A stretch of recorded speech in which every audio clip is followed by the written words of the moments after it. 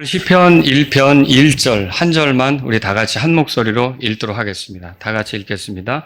경건하지 아니한 자들의 꾀를 따라 걷지 아니하고 죄인들의 길에 서지 아니하며 조롱하는 자들의 자리에 앉지 아니하는 사람은 복이 있도다. 예. 자, 오늘 제가 복 있는 사람 이런 제목으로 여러분에게 말씀을 드리겠습니다. 교회 안에 있으면서 문제가 될 수 있는 사람들이 있습니다. 제가 지금 말씀드리는 한 세 가지 부류의 사람들의 여러분이 속하지 않기를 바랍니다. 첫 번째는 어떤 경우냐면, 구원에 대해서 이렇게 이제 빗대어 말할 때입니다. 구원받지 못했으면서 구원받은 걸로 착각하고 사는 사람입니다. 이거 정말 아주 큰 문제입니다. 이렇게 살았다가 나중에 교회에서 시간 보내고 물질 바치고 재능 드리고 온갖 이렇게 힘을 다해 했지만 나중에는 후회하게 될 거니까 이런 사람은 있어서는 안 되는 거죠. 그리고 또 하나는 교회에 다니는데 구원에 대해서 관심이 없이 다니는 겁니다. 왜 다니느냐? 그냥 사람이 좋죠. 분위기가 좋죠. 교회 가면 마음이 편안해져요. 이런 뜻으로 그냥 가는 거죠. 구원에 대해서는 관심이 없습니다. 이것도 문제입니다. 그리고 세 번째 부류는 구원받았습니다. 그런데 구원받았는데 구원받은 사람처럼 살지 않는 겁니다. 구원받았고 구원 간증을 했는데 말하자면 구원받기 전에 그 모습, 말, 행동 이런 것들이 하나도 달라지지 않은 채 여전히 세속적으로 더 기울고 그렇게 살아가는 거죠. 이거 아주 심각한 문제입니다. 복에 대해서 빗대어 말할 때도 그렇습니다. 자, 첫 번째로 영적인 복을 얻지 못해놓고 마치 복을 얻은 것처럼 좋아하는 경우죠. 그리고 영적인 복에는 관심이 없고 그냥 세속적으로 이렇게 복을 누리는 거, 물질적으로 복을 누리는 거. 왜 교회 다니십니까? 교회 다니면 풍요롭게 되고 여유롭게 되죠. 이거 다 큰일 날 소리라는 거죠. 그리고 또 뭐예요? 영적인 복을 받았지만 그 영적인 복을 누리지 못하는 것도 문제가 될 수 있다는 거죠. 아마 오늘 세 번째 거로 여러분과 제가 정말 복 있는 사람이라면 복 있는 사람답게 살기를 바라면서 이 말씀을 드리려고 하는 거죠. 자, 그럼 복 있는 사람은 어떻게 삽니까? 본문에서 세 가지로 말을 하죠. 저는 오늘 이 본문을 살펴본 뒤에 여러분과 함께 또 신약을 볼 겁니다. 같이 비교해서 보려고 하는데 우선 구약에서 보죠. 복 있는 사람은 어떻게 사는가? 세 가지로 이 1절 말씀이 말합니다. 첫 번째는 경건치 아니한 자들의 꾀를 따라 걷지 않습니다. 자, 노아입서 사전에 의하면 경건치 않다는 말에는요, 사악하다는 의미가 들어 있습니다. 사악함으로 오염된 자들을 경건치 아니한 자들 그렇게 말해요. 그래서 이제 예를 들자면 성경에서 예를 찾아볼게요. 욥이 이렇게 말한 적이 있습니다. 욥기 16장 11절인데요. 하나님께서 나를 경건치 아니한 자들에게 넘겨주시고 사악한 자들의 손에 나를 던지셨도다. 그리고 경건치 않은 자들의 손에 넘겨주시고 그들에게 넘겨주시고 사악한 자들의 손에 나를 넘겨줬다 그랬는데 이 욥의 고백을 보면 경건치 아니한 자들과 사악한 자들이 같은 개념이라는 걸 보게 되는 거예요. 자, 계속해서 노아입서 사전을 보면요, 경건치 않다는 것은요, 최고의 존재에 대한 불손함 그렇게 표현하고 있어요. 최고의 존재는 누굽니까? 당연히 하나님이시죠. 예, 지극히 높으신 분 아닙니까? 그런데 그분을 무시하고 또 그분에게 등을 돌리고 그분의 뜻, 계획 그런 거에 관심 없이 사는 거. 그래서 내 멋대로 사는 거죠. 자기 중심적으로 사는 거죠. 이것이 경건치 않다 이렇게 말할 수 있는 겁니다. 자, 그래서 또 성경의 예를 들어보면 베드로전서 4장에 보면 하나님의 집에서 심판이 먼저 있다 이런 말 읽어보셨죠? 그게 베드로전서 4장 17절에 나오는데 그 다음 구절에 보면 이런 말이 있습니다. 들어보십시오. 또 의로운 자가 간신히 구원을 받으면 경건하지 않은 자와 죄인은 어디에 나타나겠느냐. 이 말을 보면요, 경건치 아니한 자와 죄인은 같은 의미입니다. 여기서 여러분, 구원받은 자, 의로운 자와 달리 심판에 이르게 될 자, 하나님으로부터 심판받을 자가 경건치 않은 자다 그렇게 말할 수 있는 거죠. 그래서 경건치 않은 자는 어떤 사람이에요?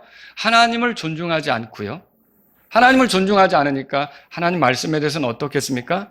역시 하나님 말씀에 대해서도 무관심하죠.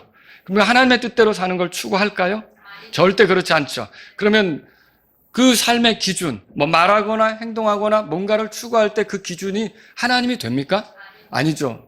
자기와 자기의 가족과 자기의 이권 이런 것들이 중심이 되겠죠. 이런 사람은 경건치 않다. 경건치 않은 사람이다. 그러니까 하나님 말씀을 비웃으니까 복음을 받아들일까요? 안 받아들이죠. 복음도 거절하죠. 하나님이 주신 구원의 메시지인데 이거 별로 기뻐하지 않습니다. 그래서 실례를 든다면 제가 그런 걸 본 적이 있어요. 어떤 분이 거리에서 설교를 하는데 하나님께서 심판하신다고 설교하는데 구원받아야 된다고 설교하는데 한 여자가 저기서부터 다가오면서 지나가면서 소리를 치는 거예요. 하나님은 없다! 하나님은 없다! 아예 대놓고 설교자를 방해하는 거죠. 여러분 그렇게 하나님에 대해서 조롱하고 하나님에 대해서 함부로 말하고 불손하게 하는 것 이게 바로 경건치 않은 거다. 이렇게 우리가 볼 수 있는 거죠. 자, 이런 사람들에 대해서 하나님은 심판을 계획하고 계십니다. 유다서 1장 14절에서 15절에 보면 들어보십시오. 여기에 보니까 이제 주님이 이 땅에 오시는데 주께서 이 땅에 오시는 목적이 무엇인지 소개하고 있습니다. 들어보십시오. 아담으로부터 7번째 사람인 에녹도 이들에 대하여 예언하여 이르되 보라 주께서 자신의 수만 성도와 함께 오시나니 여러분 주님이 오실 걸 기다리죠? 15절에 이렇게 써 있어요. 이것은 모든 사람에게 심판을 집행하사 그들 중에 불경건한 모든 자들이 불경건하게 범한 모든 불경건한 행위와 또 불경건한 죄인들이 여기 불경건 이게 다 경건하지 않은 그 얘기예요. 자, 그런 자들이 범한 모든 불경건한 행위와 또 불경건한 죄인들이 그분을 대적하여 말한 그들의 모든 거친 발언에 대하여 그들을 심판하려 하심이라 하였느니라. 그럼 이 말씀이 뭐예요? 주께서 이 땅에 오시는 목적을 소개하는데 주님은 심판하러 오신다 그렇게 말하고 있어요. 근데 뭘 심판하느냐? 이렇게 경건치 아니한 자들의 행위, 말, 표현 이 모든 것들에 대해서 심판하려고 주님께서 이 땅에 오신다 그렇게 말하고 있는 거죠. 그래서 저와 여러분들은 경건하지 아니한 자가 한마디로 말하면 하나님 반대편의 선자라는 걸 볼 수 있죠. 이런 자들의 꾀를 따라 걷지 않아야 된다 그 소리예요. 이런 자들의 꾀를 따라 걷지 않는다. 그 꾀가 조언, 의견, 지시 이런 건데 그 사람들이 가르치는 대로 그 사람들이 제시하는 대로 그 사람들이 이렇게 조언하는 대로 살아서는 안 된다 그 소리죠. 여러분과 제가 복 있는 사람이라면 그런 사람들에게 귀를 내주거나 그런데 이렇게 따라가려고 하거나 그 가르침에 내가 이렇게 추종자가 되려고 하거나 그래서는 안 된다는 거죠. 자, 그래서 또 예를 들어볼게요. 성경에서 경건치 아니한 자가 사용된 예는 아합과 그의 집안 사람들에게서 발견할 수 있어요. 예후라고 하는 선견자가 여호사밧이라고 하는 왕을 찾아가서 이렇게 말했어요. 역대기하 19장 2절에 써 있습니다. 왕이 경건치 아니한 자들을 돕고 주를 미워하는 자들을 사랑하셔야 하겠나이까? 자, 여기서 경건치 아니한 자는 아합과 그 집안 사람들 얘기하는 거예요. 이 왕은 여호사밧 왕이거든요. 자, 여호사밧 왕은 하나님을 섬깁니까? 섬기죠. 하나님을 섬기는 사람이에요. 복 있는 사람이죠. 하나님 주의 눈앞에서 올바른 것을 행하려고 하는 사람이죠. 그런데 여호사밧이 아합과 인척 관계를 맺은 거예요. 사돈지간이 된 거죠. 가까운 관계가 된 거예요. 그런데 그러다 보니까 어때요? 그 아합이 제시하는 의견, 아합이 내놓는 말, 거기에 따라 같이 움직이게 되는 게 있다는 거예요. 그의 꾀를 따라 걷는 게 생긴단 말이죠. 자, 이것이 여호사밧에게 위기를 가져왔을까요? 당연히 위기를 가져왔죠. 어떤 일이 벌어졌어요? 나중에 이 여호사밧의 며느리이기도 했고요. 그리고 아합의 딸이기도 했던 아달랴라는 여자가 이 왕가의 시, 여호사밧의 후손들의 시를 완전히 멸절시키려고 했던 거 성경을 통해 읽어보시죠. 보세요. 복 있는 사람은 이 경건치 아니한 자들의 꾀를 따라 걷지 않는 거예요. 그게 정상이에요. 그게 온당한 거예요. 그런데 만일 이렇게 경건치 아니한 자를 따라 걸을 때는 어떤 문제가 생기느냐? 위기가 올 수도 있는 거죠. 자, 여러분 시편 1편으로 돌아가 보세요. 거기 1편에 의하면 경건치 아니한 자는 바람에 흩날리는 겨와 같다. 4절 다 같이 읽어보겠습니다. 경건하지 아니한 자들은 그렇지 아니하며 오직 바람에 흩날리는 겨와 같도다.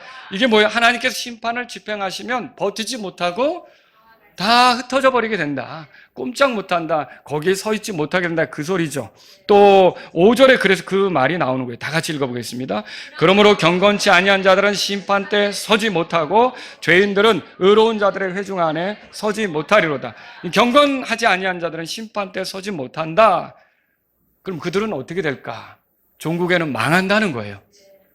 그래서 여러분이 경건하지 않은 아합과 그 집안이 다 망한 것을 읽어보시죠. 망하는 거예요. 6절을 다 같이 읽겠습니다.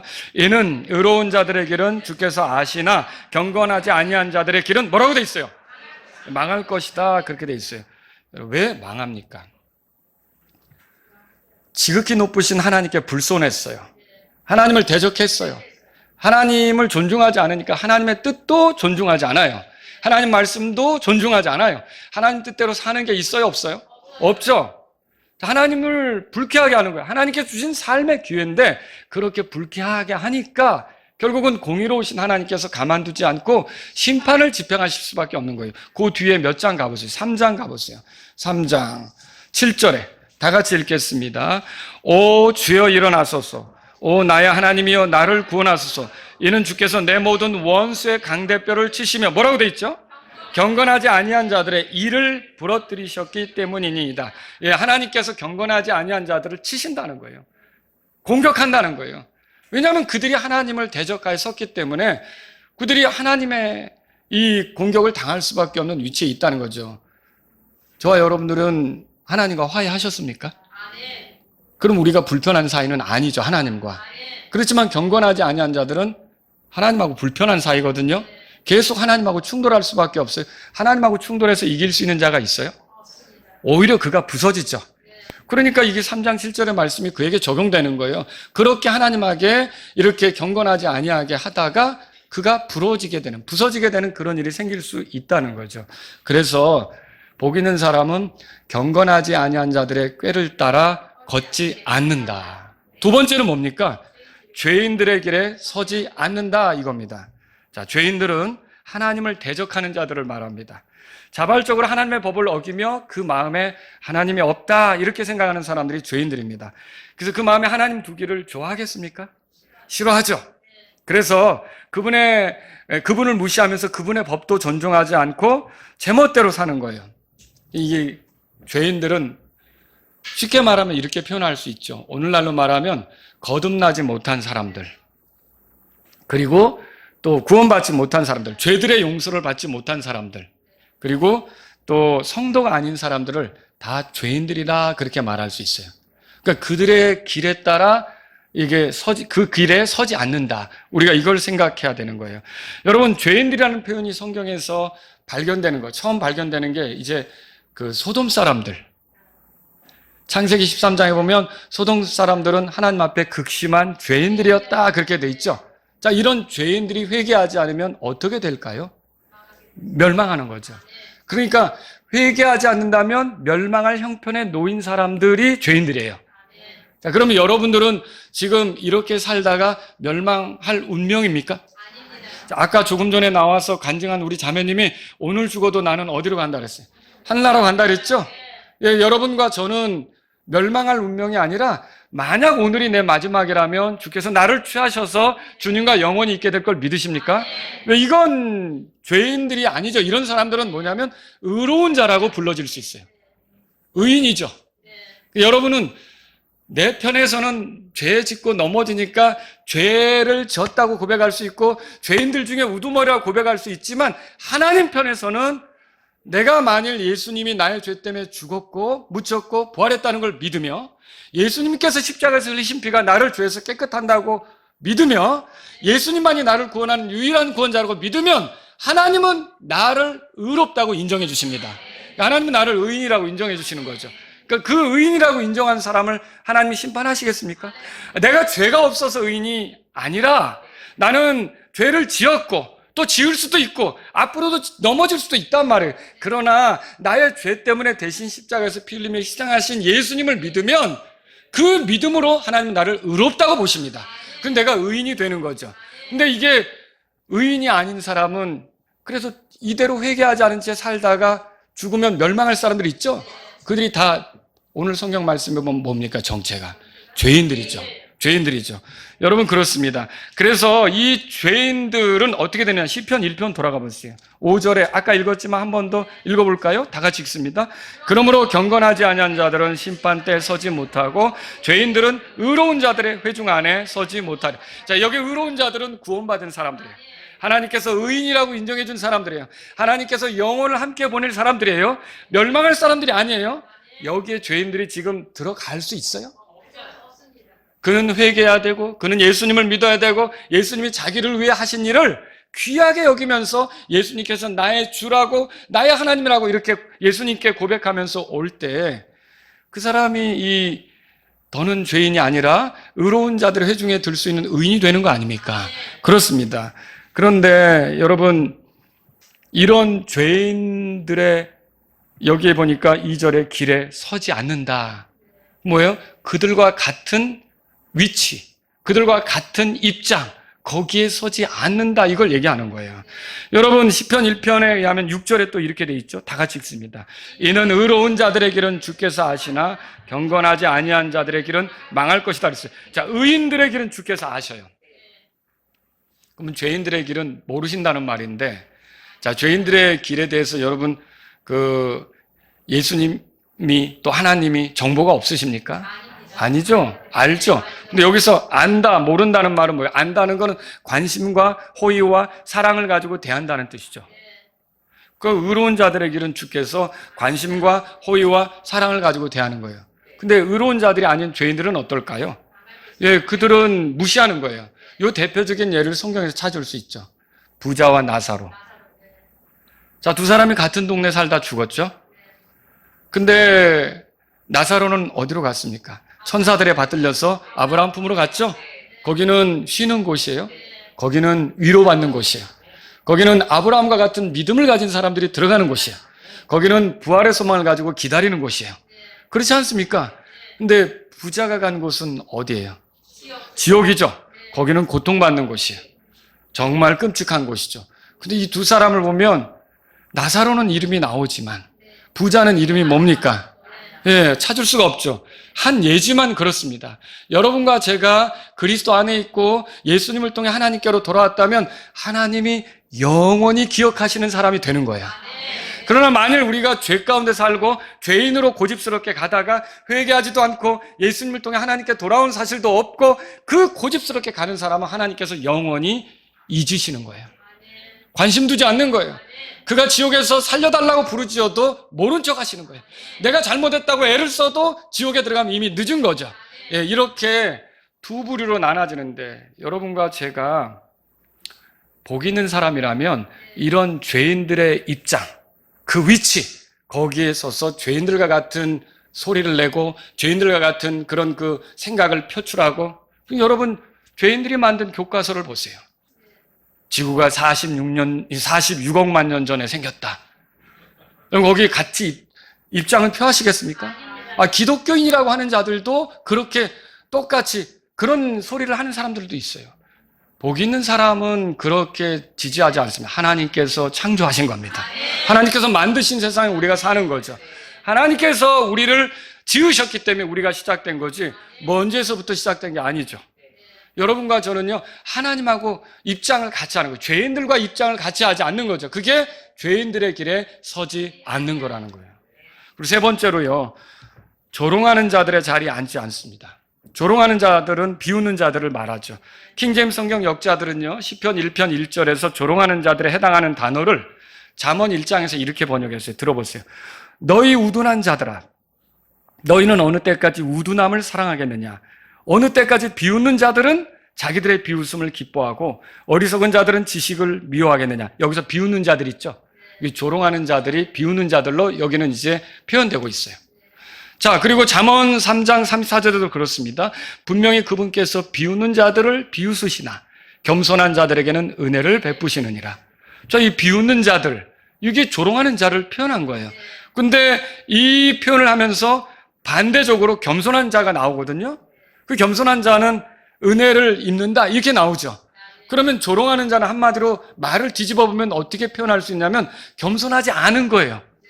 교만한 거예요. 그 조롱하는 자들은 교만한 자들이라는 거죠. 자, 그들의 자리에 앉지 않는다 이게 뭐예요?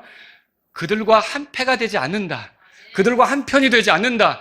그들에게 섞여서 그들에게 동조하지 않는다. 이걸 얘기하는 거죠. 여러분, 그 대표적인 예가 베드로의 경우에서 발견할 수 있어요. 베드로는 예수님이 붙잡혀 가셨을 때 죽기까지 따르겠다고 했잖아요. 그런데 예수님을 조롱하는 자들 사이에 앉아 있다가 너도 똑같이 하니까 뭐라고 합니까? 나는 아니라고 하잖아요. 그러니까 그 조롱하는 자들 틈에 앉아 있다가 베드로가 3번이나 주님을 부인하면서 넘어지는 걸 볼 수 있다는 거죠. 여러분, 복 있는 사람은 조롱하는 자들과 함께 앉지 않는다는 거죠. 조롱하는 자들의 자리에 앉지 않는다는 거죠. 그들과 한패가 되거나 그들과 같이 한 통속이 되는 일은 없다라고 하는 것을 성경을 통해 보는 거죠. 자, 여기 보니까 선다. 보세요. 여기 어떻게 나오죠? 그 걷는다, 처음에. 죄인 1절에 경건하지 아니한 자들의 꾀를 따라 걷지 않는다. 걷는 문제가 나오죠? 그다음에 서는 문제가 나오죠? 또 맨 마지막에 앉는 문제가 나오죠? 자, 이것에 대해서 신약에서 또 말해주는 부분이 있어요. 에베소서 가보세요. 에베소서 1장입니다. 우리가 에베소서를 여러 구조를 보게 될 거예요. 그리스도인들은 모두 복 있는 사람들입니다. 이게 믿지 않는 사람들은 새해가 되면 새해 복 많이 받으세요 그러잖아요. 복이 얼마나 없으면 복을 많이 받으라고 하겠어요. 근데 저와 여러분들은 이미 복 받은 사람들 맞습니까? 복을 많이 누리세요? 이렇게 우리가 인사하는 게 낫죠. 그렇죠? 여러분과 저는 이미 복을 받았어요. 어떤 복입니까? 목사님 지금 잘못 알고 있는데 우리 집이 지금 새 살고 있는데 무슨 복이에요? 저한테 또 이렇게 항의할지도 모르겠어요. 제가 말하는 복은 이 땅에서 있다가 사라지는 그 복이 아닙니다. 하늘에 속한 영적인 복입니다. 에베소 1장 3절을 보세요. 다 같이 읽겠습니다. 다 같이 읽습니다. 하나님 곧 우리 주 예수 그리스도의 아버지를 찬송하리로다. 그분께서 그리스도 안에서 하늘의 처소들에 있는 모든 영적인 복으로 우리에게 복을 주셨으니. 자, 이게 이 바울의 고백을 보세요. 그분이 우리가 믿으면 복을 주실 것이라고 했어요. 이미 우리가 이 복을 받았다고 돼 있어요. 여러분과 저는 이 복을 받은 거예요. 죄사함도 복이에요. 하나님의 자녀 위치가 된 것도 복이에요. 성령님을 주신 것도 복이에요. 나를 교회로 이끈 것도 복이에요. 하나님 말씀을 읽으며 살게 한 것도 복이에요. 거룩한 생활이 가능하게 한 것도 복이에요. 내가 죽으면 그대로 끝나지 않고 하늘나라에 들어갈 수 있는 것도 복이에요. 내가 영혼을 하나님과 보낼 수 있는 것도 복이에요. 지옥에 들어가지 않게 된 것도 복이에요. 여러분, 내가 믿기 전에 사귀었던 그런 세속적 친구들을 잃어버렸지만 영적인 친구들을 사귄 것도 복이에요. 여러분, 우리가 얼마나 많은 복을 누리고 있습니까? 사실 우리는 과거에 그런 존재가 아니었어요. 근데 지금은 우리가 과거처럼 살지 않습니다. 과거에는 어땠어요? 우리도 경건치 아니한 자였죠. 여러분 그거 아시죠? 근데 더는 그거 아니에요. 최고의 존재인 하나님을 모독하고 지멋대로 살고 자기가 주인인 것처럼 행세하고 그렇게 살았던 나지만 예수 그리스도를 만나서 이제는 하나님을 사랑하고 하나님을 찬양하고 하나님의 영광을 위해 살려고 하고 이게 우리 삶이 변화된 거 아닙니까? 과거에 저는 죄인이었습니다. 여러분도 그랬죠? 그런데 더 이상 죄인이 아닙니다. 왜 그렇습니까? 예수님이 십자가에서 흘리신 피로 나의 모든 죄에서 나를 깨끗하게 해주셨기 때문이죠. 그래서 하나님을 대적하며 사는 게 아니라 이제는 하나님의 영광을 위하여 성령님을 의지해서 걸을 수 있게 됐으니까 정죄함도 없고 더는 죄인이 아닌 거죠. 오히려 성도라고 부르는 게 맞죠? 예, 여러분 그렇습니다. 그리스도인은 더 이상 조롱하는 자가 아닙니다. 과거에는요 하나님을 비웃고 하나님이 하시는 일을 조롱하고 이랬어요. 못마땅히 생각했어요. 그러나 이제는 어떻습니까? 우리 하나님을 찬양하는 사람들이죠. 그분의 영광을 구하는 거죠. 여러분, 우리가 이렇게 그리스도 안에서 복 있는 사람이 되었다면 우리의 삶은 굉장히 복 있는 사람다워야 된다는 거죠. 그러면 우리가 복 있는 사람으로서 어떻게 사는 것이 마땅합니까? 시편 1편에 비추어 볼 때도 그렇고 에베소서를 비추어 볼 때도 그렇고 자, 걷는 게 중요합니다. 첫 번째로 생각하게 걷는 건데 걷는다는 건 뭐냐면 생활 방식을 얘기하는 거예요. 우리가 생활하는 방식을 어떻게 가져가야 되는지를 여기서 볼 수 있는 거죠. 자, 에베소 2장 10절에 가보세요. 그리스도인은 이제 복 있는 사람으로서 선한 행위들 가운데 걷습니다. 2장 10절 다 같이 읽습니다. 이는 우리가 그리스도 예수님 안에서 선한 행위들을 하도록 창조된 그분의 작품이요 하나님께서 우리로 하여금 그 선한 행위들 가운데 뭐라고 돼 있어요? 걷게 하시려고 그것들을 미리 정하셨기 때문이라. 경건하지 아니한 자들은 우리를 넘어뜨리려고 해요. 죄 짓게 만들죠. 우리가 이 경건하지 아니한 자들의 꾀를 따라 걷는 거, 이건 과거로 충분한 거예요. 예수님 믿기 전으로 충분한 거죠. 그래서 여기 보면 3절에 지나간 때 우리도 다 그들의 정욕 가운데에서 우리의 정욕의 행실 안에서 생활하였고, 그리고 나오죠. 그리고 또 2절 끝에는 이렇게 돼 있죠. 불순종의 자녀들 안에서 활동하는 영을 따라 뭐라고 돼 있어요? 걸었다. 그렇게 돼 있죠. 그게 우리의 생활 방식이었어요. 그러나 지금 우리가 새롭게 창조된 자들 아닙니까? 그럼 우리는 어떻게 살아야 마땅합니까? 이 창조 목적에 맞게 선한 행실을 하면서 사는 것. 이 선하다는 게 뭐예요? 하나님이 기뻐하시는 행실을 하면서 사는 거죠. 정말 하나님을 최고로 기쁘게 하신 분이 선한 목자 예수님 아니십니까? 우리 그분처럼 사는 거죠. 이게 우리의 삶이라는 거예요.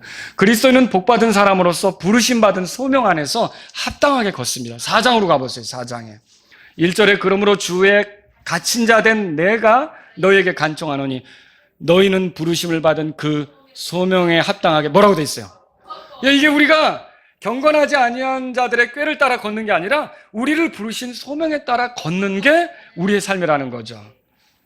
여러분, 이게 어떤 삶이겠습니까? 2절에 보면 그 내용들이 나오는데 서로를 향해서 어떻게 사는가? 모든 겸손과 온유와 오래 참음으로 사랑 안에서 뭐라고 돼 있어요? 우리가 서로에 대해서 참아준다는 거예요.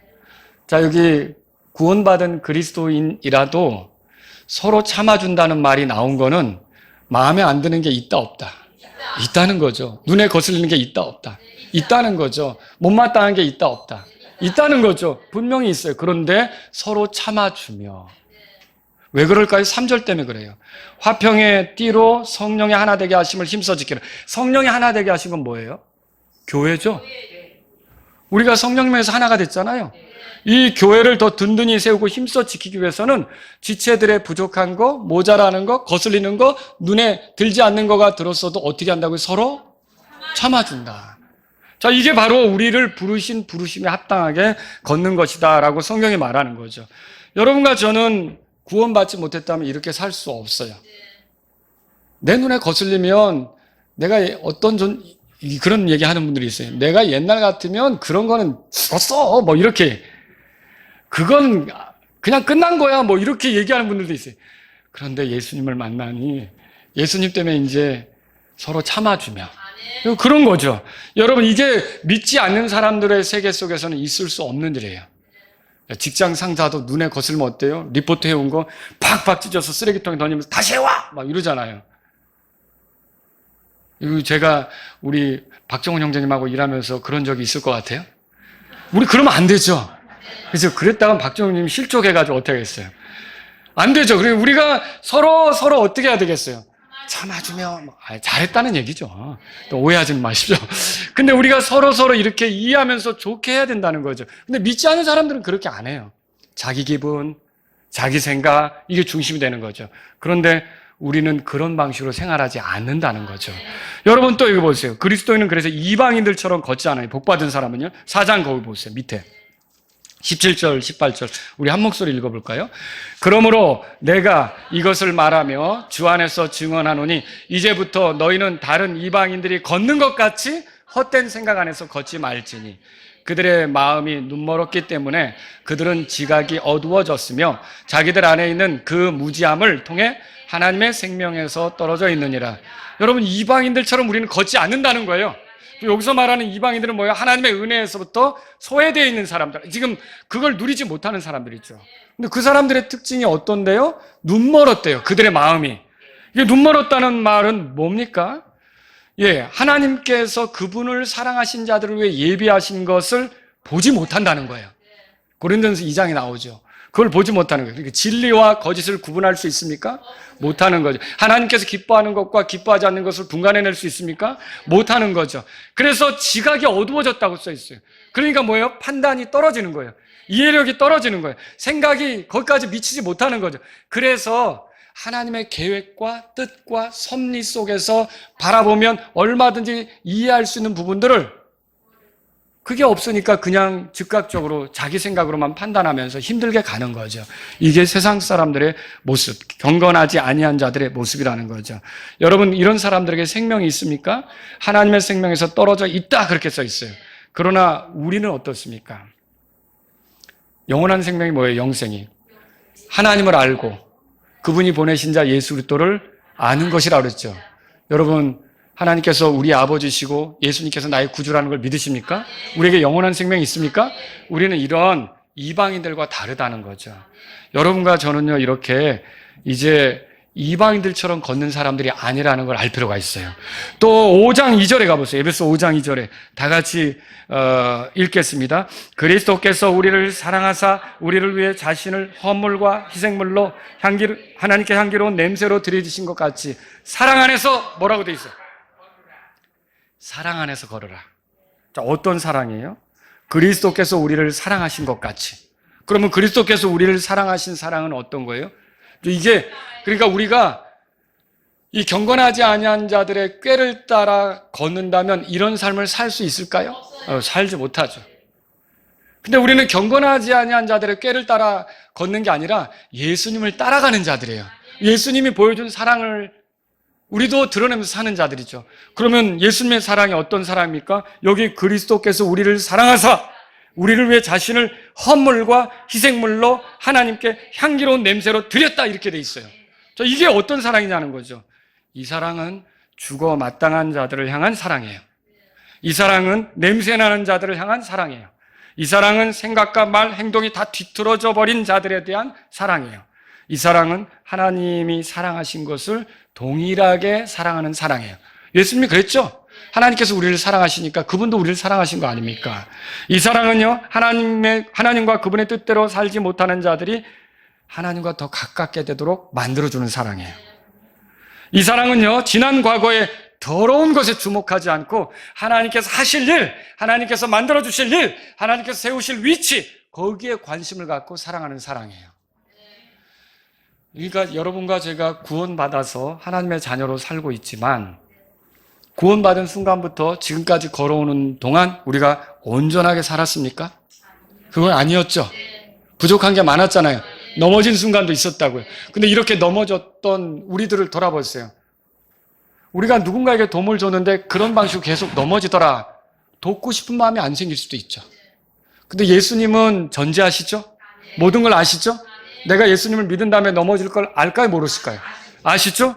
그런데도 자신을 십자가에서 내주시는 거예요? 이거 얼마나 큰 사랑입니까? 왜 그렇게 할까요?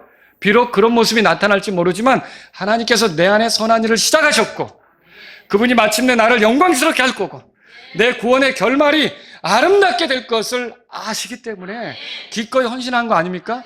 우리가 지체들을 향해 사랑할 때도 그렇습니다. 지금 당장 내 눈에 비친 지체의 모습은 부족할 수 있습니다. 연약할 수 있습니다. 그러나 그게 전부가 아니에요. 그게 끝이 아니에요. 그리고 언젠가는 예수님을 통해서 변화된 그 사람이 하나님을 온전히 기쁘게 할 날이 올 거라는 거죠. 여러분과 저는 그런 하나님의 계획을 믿고 하나님의 권능을 믿고 하나님의 주권을 믿고 하나님의 섭리를 믿으면서 사랑하는 거예요. 예수님이 그렇게 사랑한 거죠, 우리를. 그러니까 이게 믿지 않는 사람하고 완전히 차원이 다른 방식으로 사는 거죠. 우리는 얼마나 자주 넘어집니까? 얼마나 실수가 많습니까? 얼마나 부족함을 드러냅니까? 그런데 하나님은 그런 우리를 위해 자신을 헌물과 희생물로 드렸다는 거죠. 이걸 저와 여러분들이 안다면 우리가 어떻게 걸어야 될지를 생각해 보셔야 돼요. 어떻게 행하는 것이 맞는가? 복 있는 사람이라면 에베소 5장 8절에 보세요. 또 이렇게 돼 있죠. 다 같이 읽습니다. 이는 너희가 한때는 어둠이었으나 이제는 주 안에서 빛이기 때문이니 뭐라고 돼 있어요? 빛의 자녀들로서 걸어라. 우리가 경건하지 아니한 자들의 꾀를 따라 걷는 게 아니라 빛의 자녀들로서 걸으라고 말하고 있죠. 이 빛의 자녀로 걷는다는 건 뭐예요? 그거 보세요. 성령의 열매를 9절에 소개하고 있고 10절에 주께서 받으실 만한 것이 무엇인지 입증하라. 주님이 받으시는 것을 우리가 드러내며 사는 것이 빛의 자녀로 사는 거죠. 또한 6절에 보세요. 아무도 헛된 말로 너희를 속이지 못하게 하라 하면서 하나님의 진노가 불순종의 자녀들을 위해 임한다 그렇게 되어 있죠. 그러므로 7절에 뭐라고 되어 있어요? 너희는 그들과 함께 참여하는 자가 되지 말라. 그러니까 뭐예요? 불순종의 자녀들과 함께 참여하는 자가 되지 않는 것. 이게 빛의 자녀로서 걷는 거죠. 더군다나 14절에 보세요. 그런즉 그분께서 이르시되 너 잠자는 자여 깨어나 죽은 자들로부터 일어나라. 여기 잠자는 자는 그리스도인지만 영적으로 잠을 잘 수 있는, 말하자면 어떤 거예요? 좀 주님이 더디 오신다고 그렇게 이제 마음 놓고 사는 사람일 수도 있는 거죠. 여러분, 왜 주님이 이렇게 오시는 거를 이렇게 더디 오시는 것처럼 보이게 지금 이렇게 지연되도록 이렇게 하시는 겁니까? 베드로후서 3장에 보면 모든 사람이 회개에 이르도록 하기 위해서, 한 사람이라도 그렇게 되도록 하기 위해서죠. 그 지금 목사님이 마라나타 침례교를 개척하시고 나서부터 주님 오신다는 설교를 그렇게 했는데 지금 몇 년째 했는데 안 왔다고. 그 설교가 무슨 의미가 있냐고. 여러분, 그래서 그렇게 해가지고 어떻게 할 거예요? 죽은 자들 틈에서 잠잘 거예요? 죽은 자들은 뭐예요? 구원받지 못한 자들 틈에서 같이 그렇게 세속에 빠져서 지내면 되겠느냐는 거죠. 너는 어떻게 하라는 거예요? 그 죽은 자들 틈에서 깨어 일어나라는 거죠. 오시는 주님을 기다리라는 거죠. 이것이 그리스도를 기다리는 자로서 살아가는, 그러니까 그 경건하지 아니한 자들의 꾀를 따라 걷지 않는 복 있는 사람의 삶의 방식이라는 거예요. 그리고 또 어떻게 걷습니까? 15절에 다 같이 읽습니다. 그런즉 너희는 주의하여 어리석은 자가 아니라 지혜로운 자로서 조심스럽게, 뭐라고 돼 있어요? 예, 조심스럽게 걸으라고 돼 있죠. 자신의 삶을 허비하지 않는 거예요. 북한에는 대포가 되게 많대요. 북한에서 갑자기 쏘면 그 옛날에 전 불바다 뉴스도 들어봤어요. 혹시 들어보셨어요? 약간 이렇게 자기들의 심기가 불편하면 그 한마디씩 하는 게 있어요. 얘네 남조선이래 불바다로 만들어가고 뭐 이런 식으로 얘기를 하죠. 그 대포를 많이 준비해 놓고 있는 거예요. 그런데 대포가 많아도 포탄이 적으면 어떻게 되겠어요? 한 번 쏘고 끝나는 거예요. 두 번 쏘고 끝나는 거예요. 우리나라는 포탄이 많죠. 포탄이 많죠. 여러분, 정말 우리가 그 총이 있어도 총알이 다 떨어지면 어떻게 됩니까? 한 20명씩 막 달려드는데 총알이 6개밖에 안 들었어요. 그것도 싸우는 거 한계가 있는 거예요. 빗나갈 수도 있고. 그런데 그 사람들이 달려들어 해가지고 막 하는데 내 총알이 다 떨어지면 그때부터는 겁먹겠어요? 총 들고 있는 자를? 총알이 떨어지면 겁먹지 않죠. 다 달려들죠. 여러분, 이거 생각해 보세요. 우리에게도 시간이라는 총알이 있다는 거예요. 근데 이걸 다 다른 데 허비해버리면, 우리에게 체력이라는 총알이 있다는 거예요. 근데 이걸 다 엉뚱한 데 허비해버리면 정말 중요할 때 우리가 이걸 쓸 수 있을까요? 없어요. 여러분, 이걸 생각하셔야 돼요. 나의 시간을 되찾아서, 나의 체력을 되찾아서 가치 있고 중요한 일에 내가 쏴야겠다. 여러분, 이런 생각을 가져야죠. 이게 바로 경건하지 아니한 자들의 꾀를 따라 걷지 않는 사람의 모습이라는 거예요. 그래서 15절에 그래서 너희는 주의 어리석은 자가 아니라 지혜로운 자로서 조심스럽게 걸으며 시간을 값주고 되찾을지니 이는 날들이 악하기 때문이라, 이렇게 말하고 있다는 거죠. 여러분, 우리는 경건하지 아니한 자들의 꾀를 따라 걷지 않는 사람들이라는 걸 알아야 돼요. 또 두 번째로 선다는 건 뭐예요? 아까 제가 어떤 위치를 갖는다고 말했죠. 이 선다는 건 그거예요. 그리스도는 이제 마귀와 맞서는 위치에 있습니다. 이제 에베소 6장에 가보세요. 11절에 다 같이 있습니다. 너희가 마귀의 관계를 능히 맞서기 위해 하나님의 전신갑주를 입으라. 여기 맞선다는 말 있죠? 영어 킹제임스는 to stand예요. 내가 그 마귀하고 맞대 서기 위해서 하나님의 전신갑주를 입으라는 거죠. 자, 이제 그리스도인 복 있는 사람은 누구와 싸워야 될지 압니다. 구원받기 전에 누구와 싸웠어요? 하나님하고 싸웠죠. 구원받기 전에 하나님하고 싸웠죠. 하나님 부르면 도망가고, 믿으라고 하면 나중에 하고, 이렇게 사는 건 아니라 그러면 놔두세요. 나 상관하지 마세요. 누가 좀 이렇게 예수님에 대해서 전하려고 하면 나 간섭하는 것처럼 괴로워하고 막 엄청 불편했잖아요. 하나님을 대적하여 섰던 게 우리 아닙니까? 근데 이제는 그거 아니라는 거죠. 우리 위치는 마귀를 맞서 싸우기 위해 있는 그런 위치에 있는 거예요. 이제 보세요. 그리스도인의 위치는 하나님을 반대하거나 사람을 대적하는 게 아니에요. 여기 또 보니까 우리의 싸움은 혈과 육에 맞서 싸우는 것이 아니라 그랬어요. 그렇게 돼 있죠? 12절에. 그런 게 아니라는 거예요. 그러면 여러분과 저는 또 특히 우리가 교회 성도들과 맞서 싸우는 위치입니까? 절대로 그거 아니라는 거죠. 복 있는 사람은 그런 위치에 있는 게 아니에요. 13절에 보세요. 다 같이 읽습니다. 그런즉 너희는 하나님의 전신갑주를 취할지니 이것은 너희가 악한 날에 능히 대항하고 모든 일을 행한 후에 설 수 있게 하려면. 자, 모든 걸 대항하고 이기고 이렇게 한 다음에 설 수 있게. 뭘 기다릴까요? 그리스도인은요, 죄인들의 길에 서지 않고요, 나중에 그리스도의 심판석에 설 걸 생각하고 그분 앞에서 내 위치가 어떻게 될지를 생각하고 그걸 초점 맞춰서 간다는 거죠. 여러분과 저는 이렇게 해서 전혀 다른 방식으로 위치 잡고 서는 거예요. 14절 보세요. 그런즉 진리로 서서, 그런즉 서서 진리로 너희 허리를 동여매고. 이게 전신갑주를 입으라는 거죠. 14절, 15절, 16절 전신갑주 나오죠. 17절에 특히 구원의 투구와 성령의 검, 뭐라고 돼 있어요? 하나님 말씀을 취하라. 그리고 복 있는 사람은 주의 말씀을 주야로 묵상하는 자다. 밤낮으로 묵상하는 자. 그 말이 나오는 거예요. 그 여러분과 저는 하나님 말씀을 가까이 하면서 하나님 편에 위치 잡는 거예요. 마귀와 반대편에 서는 거죠. 이게 그러니까 내가 사람과 싸우려고 하고 지체들과 싸우려고 하는 건 여러분 상도 없을 뿐만 아니라 상대 잘못 찾은 거예요. 그건 복 있는 사람이 그렇게 할 게 아니라는 거죠. 세 번째로요, 앉는다는 건 뭐예요? 한편이 되는 거라 그랬죠? 그리스도는 결코 조롱하는 자들과 한편이 되지 않습니다. 비웃는 자들과 한편이 되지 않죠. 여러분 지금 예배당에 앉아있죠? 또 어디에 앉아있는지 아시죠? 에베소서 2장으로 가보세요. 에베소 2장. 에베소 2장. 6절입니다. 6절. 다 같이 읽겠습니다. 또 우리를 함께 일으켜 세우사 그리스도 예수님 안에서 우리를 하늘의 초소들이 함께 뭐라고 돼 있어요? 여러분과 제가 어디에 있는 거예요? 이게 아니 난 예배당에 앉아있는데 거기 앉아있대? 여러분 하늘에 들어가신 분은 누굽니까? 예수님이시죠? 여러분이 그리스도 안에서 그분이 누릴 것이 여러분의 것이란 말이에요. 그분이 이제 경험하는 것이 우리의 것이 된다는 말이 여기 써 있는 거예요. 그러니까 우리는 그분과 한 패죠. 예수님과 한 통속이죠. 그걸 지금 얘기하고 있는 거예요.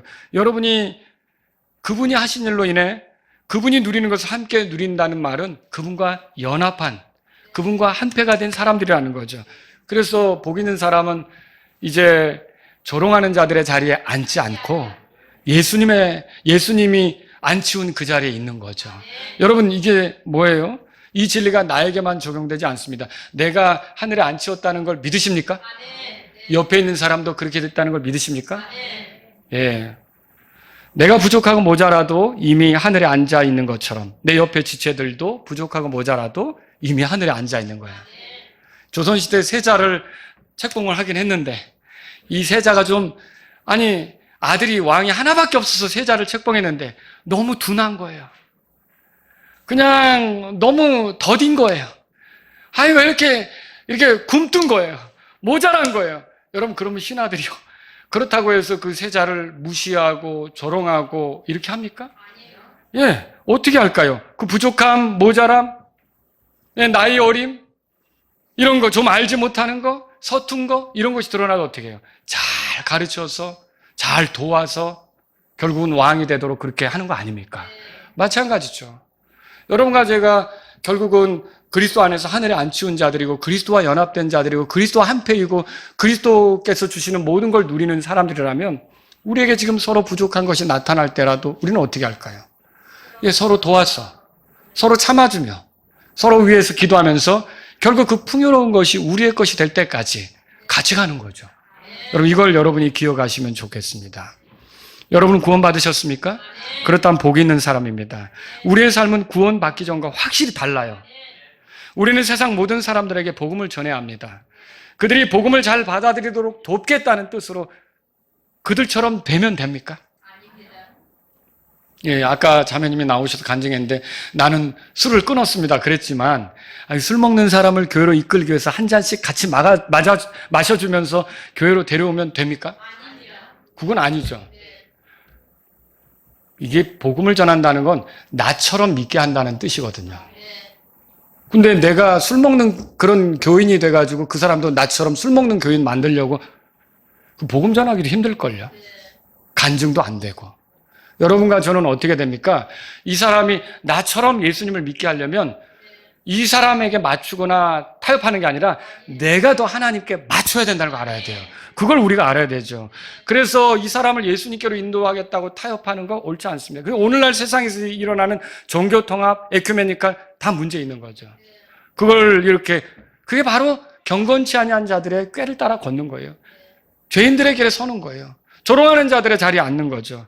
복 있는 사람은 경건치 아니한 자들의 꾀를 따라 걷지 않습니다. 오히려 하나님께서 보여주신 대로, 예수님이 보여주신 대로 빛의 자녀로서 걷습니다. 사랑 가운데 걷습니다. 이 세상 행로를 따라 걷지 않고요. 그 지나간 시절로 충분하고요. 자신을 부르신 하나님의 뜻을 따라 조심스럽게 걷습니다. 선한 행에 열심을 내면서 걷습니다. 복 있는 사람은 죄인들의 길에 서지 않습니다.